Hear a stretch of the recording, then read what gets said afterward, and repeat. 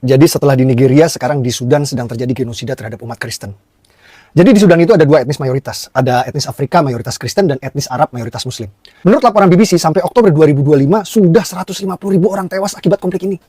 Saya coba Google dengan kata kunci Sudan, genosida, Kristen, cuma ada satu media detik yang memberitakan. Itu pun tidak menulis spesifik yang jadi korban adalah etnis Afrika Kristen. Tidak ada Kompas, tidak ada CNN yang biasanya rajin bikin berita soal genosida. Ini kemunafikan media-media nasional. Kenapa tidak ada yang tertarik untuk memberitakan genosida terhadap etnis Kristen di Sudan? Karena pelakunya Arab Muslim. Coba kalau pelakunya Yahudi, garansi bakal jadi berita 3 hari 3 malam. No juice, no news. Kemanusiaan di Indonesia hanya berlaku jika korbannya Muslim dan pelakunya Yahudi. Rasa kemanusiaan buat seiman doang. Kemanusiaan buat seiman kalian. Na'udzubillah sama na'udzubillah min dalik. Begitu sangat kejinya framing orang ini. Ini dusta ya ikhwah. Bahkan tadi orang ini mengatakan, kenapa media-media itu tidak memberitakan ini? Na'udzubillah sama na'udzubillah. Banyak sekali media sudah memberitakan, tetapi andanya sendiri yang tidak tahu. Dan framingannya begitu sangat hebat. Dan ini adalah kebodohan, kedustaan yang sangat nyata ya kafilah. Katanya yang menjadi korban itu adalah orang Kristen di sana. Na'udzubillah, la haula wala quwwata illa billah. Apakah Anda tidak melihat bagaimana korban di sana justru kebanyakan umat Islam?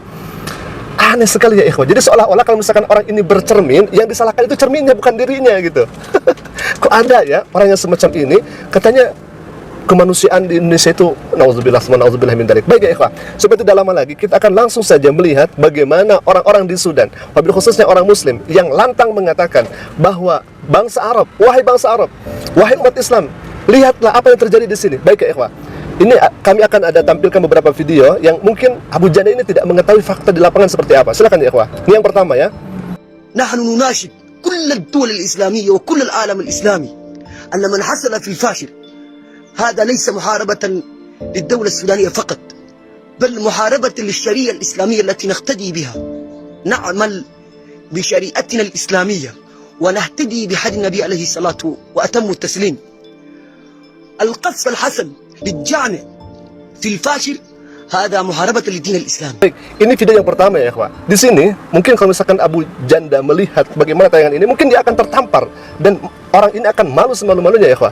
Sudah jelas korbannya kebanyakan umat Islam. Bahkan pemuda ini mengatakan, orang yang mengucapkan asyhadu an la ilaha illallah asyhadu anna muhammadar rasulullah itu ditiadakan.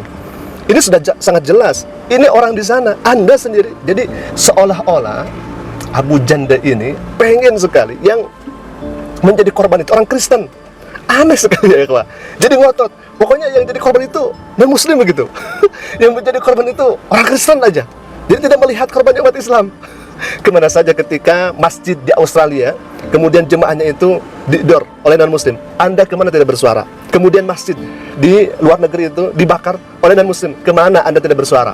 Banyak sekali kejadian-kejadian di luar negeri, wabil khususnya yang misalkan membakar Al-Quranul Karim dan sebagainya. Kemana Anda tidak bersuara? Kemana Anda tidak bersuara? Lantas kemudian orang ini memframing, katanya di Sudan itu yang mati 2.000 itu adalah orang non-muslim ya. Na'udzubillah min dzalik.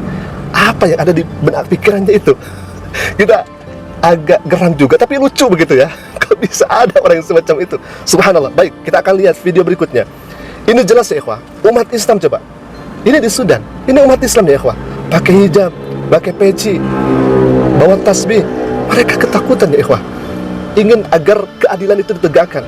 Tapi orang ini hanya bisa menutup mata. Jadi ingin bahwa korbannya itu adalah orang non-muslim. Ingin sekali. Entah apa yang ada di pikirannya, kita tidak tahu ya ikhwah. Jadi Abu Janda ini memang juara dunia dalam memframing ya ikhwah.